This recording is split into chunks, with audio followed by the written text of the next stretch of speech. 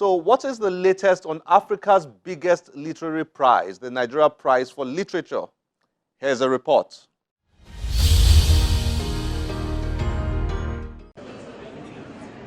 For 15 years, the Nigeria Prize for Literature, sponsored by the Nigeria Liquefied and Natural Gas Limited, has been the biggest and most prestigious literary award in Nigeria. Year after year, the prize has unearthed and celebrated talented Nigerian writers, rewarding them with what is the biggest financial reward for any literary competition in Africa. The much sought-after prize shifts focus from poetry to prose to drama to children's literature in a 4-year genre cycle. This year's focus is on children's literature. From an initial 173 entries, 11 writers were first longlisted in July 2019 and hosted to a book party. 3 were eventually shortlisted. Judy Dava for his book titled Boom Boom with sickle cell central to its story. Jude is a screenwriter, actor, poet, playwright and producer, best known for writing the multi-award feature film The Tenant. He was also a runner-up of the Nigeria Prize for Literature in 2014. Dunia Latunde for her book titled Mystery at Ebenezer Lodge, which is a mystery novel for kids.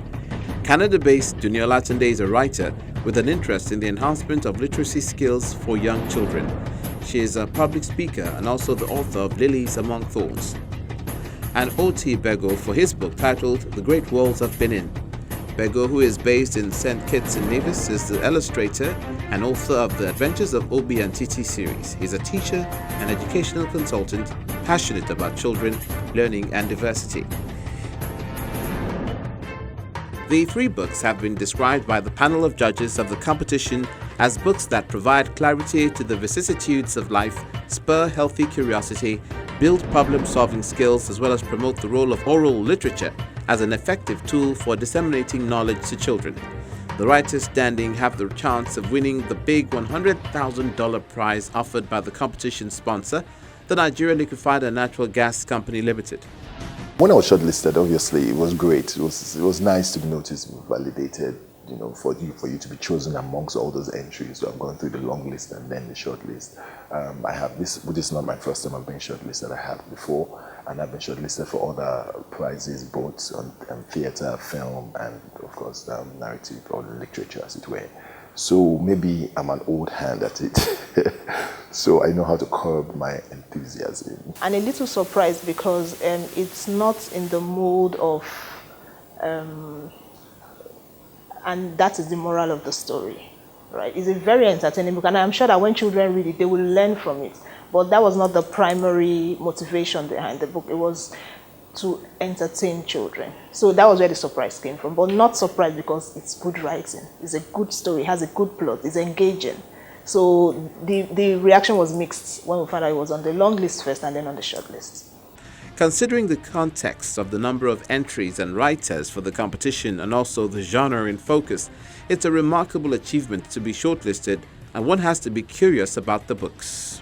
Boom Boom basically is about sickle cell anemia, writing about that topic from, or an issue from the perspective of a child. It was inspired first so there are 3 levels of inspiration. The first level is just that historical perspective of me having lost people, friends, people who were close to me from sickle cell anemia. For anyone who has read the famous 5 books and the other books like that, it's very similar. So you have these 6 cousins, the twins, you have the brother and the sister, and you have a brother, well, there are 5 cousins, and then their friend Nosa. So basically they every year they go to Ibadan to spend the Christmas holidays with their grandparents. And they go, and then their father is called away, their grandmother is called away. So the grandfather takes them to stay with his wife's aunt, an older woman called Mama Onirike. And at Mama Onirike's house, they discover that somebody has been entering into the buildings without using the doors. So it becomes a mystery for the children to solve, like how are they gaining access into the building. After consistently delivering on its promises for 15 years, the Nigeria Prize for Literature has certainly become an important asset in the literary space in Africa. I think people look back before they say, oh, this is the most highly prized prize in Africa. It's well received all over the world now. And so the big announcement approaches. On the 11th of October 2019, at a spectacular gala night event, the NLNG will once again host guests as the winner of the 2019 Nigeria Prize for Literature will be unveiled.